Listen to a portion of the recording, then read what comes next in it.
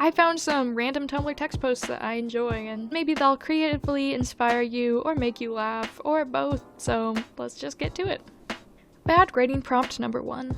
You go to the store and buy a can of bean. Thinking it's a typo, you buy it anyway. Hours later, you start to make some beans for your hot dog. Then you watch in horror as one single giant bean falls out into the pot. I don't know what mad scientist needs to hear this today, but your goggles and lab coat are incredibly flattering, and all your experiments will blow away the scientific community who called you a fool. Feeling the gray, heavy murk of the world, sensing the impending and rapid pivot of life from ease to hardship, burdened by the apocalypse, I turned to the only appropriate place for sustenance. I opened the door and entered Waffle House.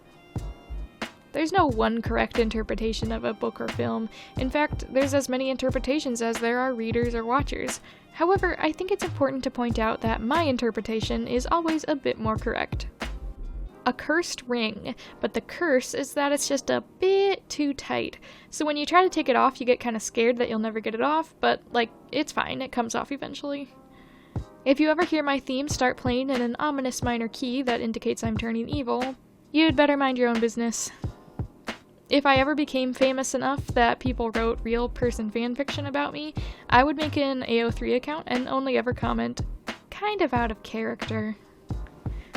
Walks down an ominous hallway in a Victorian gown, but my candelabra lighting the way just has 3 birthday candles hot glued to the top.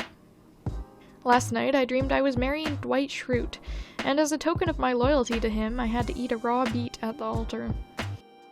I hate it when I talk wistfully about the ancient world and then people are like, you wouldn't survive back then. Yeah, obviously I would die immediately, but do you think Achilles would be able to survive in the modern world if he had to send one polite email? No. Idea. Supervillain Etsy. You buy a freeze ray or something, and it comes in a neat little box with snowflake stickers on it, and it's packed with sparkly blue paper. You get some evil chemicals, and they're all in pretty glass bottles with corks and handwritten labels. They're all packed up safely in a tiny drawstring bag.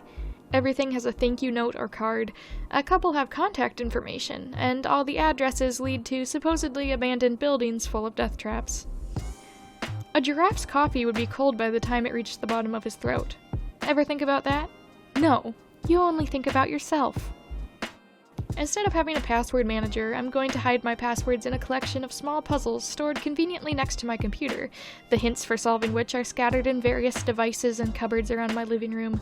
Also, I will link at least one password to the date of a random historical event in my city, which is underlined in a history book that always opens to the right page, so that whoever wants to access my data also learns some fun facts along the way. Imagine you upset your jester and he ran away to his room, but his silly hat jingled with every step, and when he slammed his door, the hat jingled aggressively one last time. A human shows an alien a cheesy movie with a villain who wrings their hands as they plot their evil play. A few days later, the same alien sees the human doing the same thing with their hands. They put the ship on lockdown, shouting about how the human plans to kill them all. The human who was putting on hand lotion. Oh great, what did I do this time?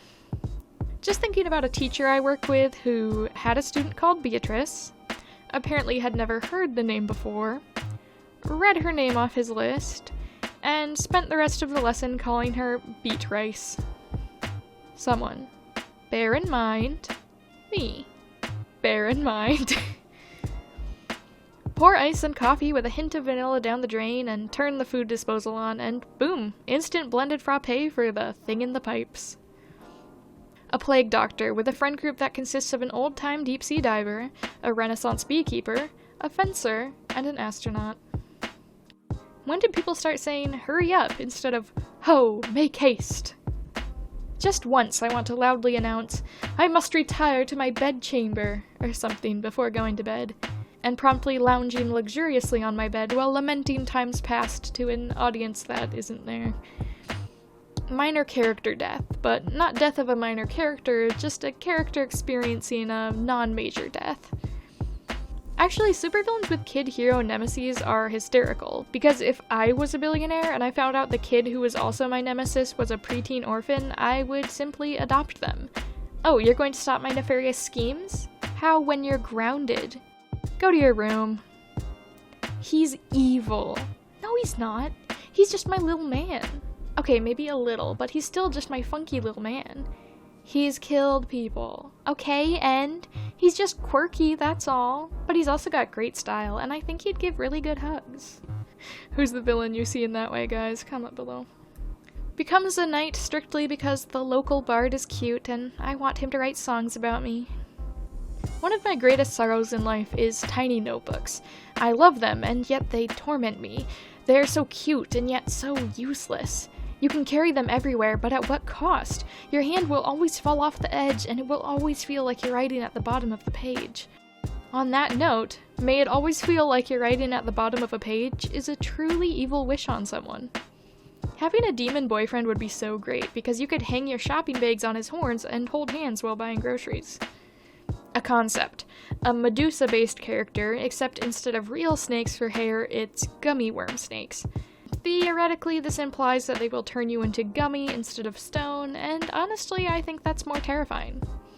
What if we were both bucks and you killed me, but you died after because our antlers were locked together in the Missouri woods? Haha, JK. Unless?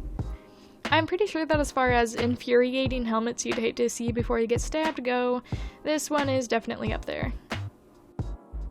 The mustache? The pointy-toothed grin? Draws body outline with the Crayola Purple Pizzazz Wax Crayon. 1000% recommend walking through public institutions and trying to open as many do not enter doors as you possibly can. At least one of them's got to be unlocked, and at least one of them's got to be hiding the secret Krabby Patty recipe. I'll take those odds any day. Being a guy in love with another dude is kind of like if a man met another man and they fell in love, I guess. Anyway, I'm throwing my boyfriend through multiple stained glass windows for fun. He loves it. Huff, huff, huff. I'm the little guy in the CD player that runs really fast to make it spin. Trying to explain what iPods are to a knight. Now imagine this divine alabaster tablet, emblazoned with the image of the Apple of Eden, of which houses a small, inconceivable bard, who will recite to you any limerick or hymn you so wish to enjoy at any time or occasion. Me when I'm a doctor and I mess up your heart surgery. Uh-oh, looks like I'll have to kiss it better. That's disgusting. Shows up to a high society cocktail party with a purse filled with 300 garden snails. These are my escorts for the evening. Escort goes, perhaps? Thanks for watching, guys.